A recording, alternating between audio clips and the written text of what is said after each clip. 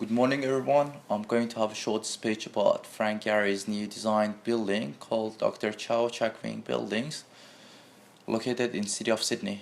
Gehry is one of the known architects of the 20th century and is recognized for his use of bold, organic shapes and unusual fabrications. Two of my favorite buildings designed by him include Walt Disney Concert Hall in Los Angeles and Guggenheim Museum in Bilbao, Spain. Nevertheless, I use his other buildings to explain or illustrate what bad architecture can look like.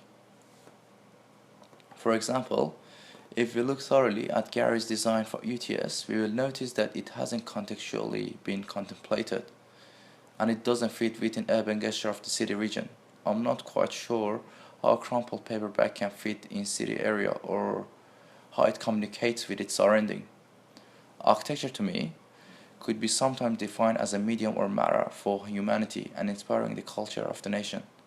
This means that the culture and people's idea are critical within design process of UTS. But this building was surely a simple Gehry's fantasy, which somehow turns to reality. The building is a result of his personal budgetary hierarchy, experimental programmatic, and structural feats, prioritizing features over finishes. Material-wise, I believe that brick could not be the best or wise material for this building, even though Gehry believes brick illustrates an urban relationship with other large brick structure which dots the ultimate landscape.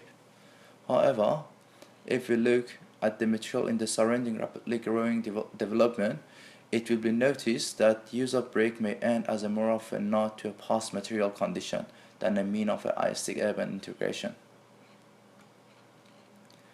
Running away from conceptuality and materiality and scrutinize the programming system, it will be perceived that Gehry did not even get the programming and spacing right.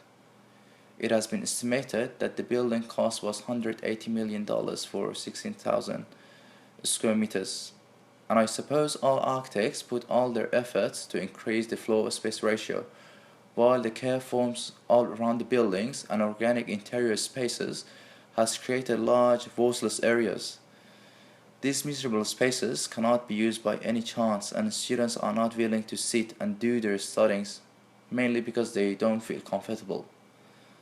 Although, looking at the plan drawing, it will be observed that most of the chairs and tables seems like a piece of furniture, and that has been only used to fill up the spaces and does not harmonize with the spirit of the building.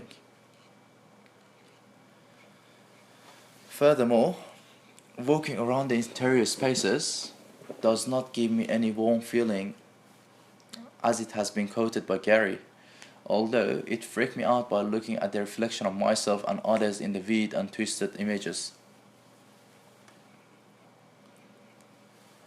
To wrap this up, I would like to say that good architecture should respond to contextuality and communicate and respect to its surrounding.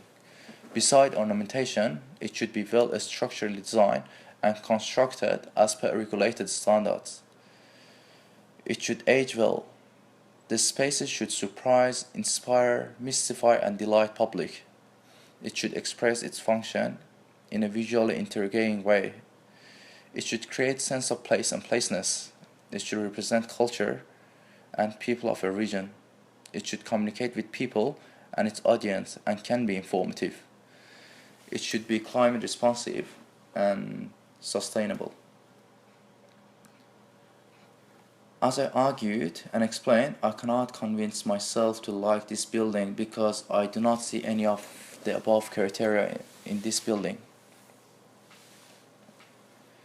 This is end of my speech. Thank you for giving me your time. Goodbye.